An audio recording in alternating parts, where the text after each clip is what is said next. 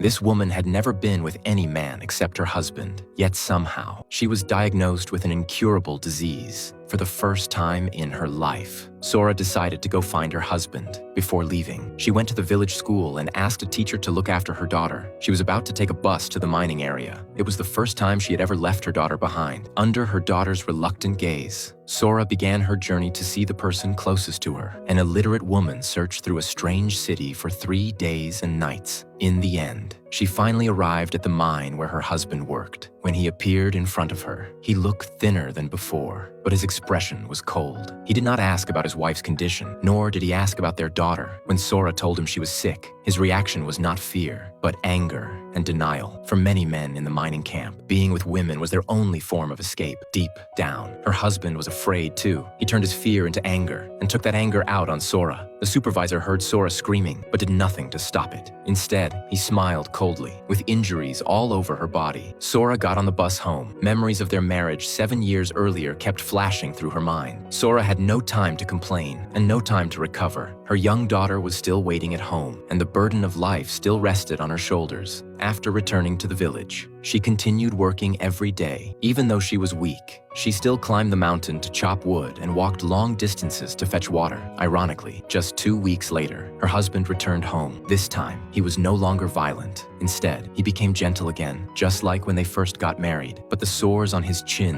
and the emptiness in his eyes made it clear that he had been infected long before Sora. Even after learning that this man was the source of everything, Sora still chose to accept him. She took care of him every day and picked up medicine from the doctor on time, but his condition kept getting worse until he could no longer get out of bed. Even the medicine could not ease his pain. Sora watched the man she once deeply loved slowly approach the end of his life. She became afraid that she would end up like him, even more afraid that her young daughter would be left alone. She ran out of the house and cried for the first time. Not long after, people returning from town brought news back to the village. Everyone learned that Sora and her husband had AIDS. The villagers' attitudes quickly changed. In this closed and traditional village, it was not just seen as a disease, but also as a disgrace. Women whispered beside the well and looked at Sora differently. Children were forbidden from playing with her daughter. Sora's family became outcasts. They were isolated and even separated from the village by barbed wire. Eventually, the villagers gathered outside her house and demanded that they leave, but they had nowhere else to go. About a kilometer outside the village, Sora found an abandoned car. Using metal sheets and wooden sticks, she built a crude shelter. Her daughter helped too. 3 days later, they finally had a small place that could protect them from the wind and rain. This was Sora's last bit of dignity. With all her strength, she built a place her husband and daughter could depend on. After everything was ready, she brought her seriously ill husband out of the village. They walked through the crowd under the villagers' cold stares. Sora never stepped back, supporting her weak husband. She slowly walked toward their new home. Along the way, he fell several times. Sora comforted him patiently. At that moment, the man sincerely apologized to his wife for the first time. He finally felt remorse, but their daughter looked at her father with hatred in her eyes. Inside this tiny shack made of metal sheets, Sora still held on to hope, but not long after, she lost him. She buried her husband alone. In the entire village, only the new teacher, Mary, was willing to get close to her, ignoring what others thought. Mary came to comfort Sora. Mary told her that some emotions should not be buried. Only by letting them out could she say goodbye to the past. Sora picked up a hammer and struck again and again, as if she were releasing all the pain inside her. On the first day of September, Sora took out the new clothes she had prepared long ago and dressed her daughter in them, because that day was her daughter's first day of school. Sora had finally lived to see this moment. She stood outside the school fence, constantly waving at her daughter. The smile on her face was a promise a mother protected with her life. Sora did it. She lived long enough to see that day.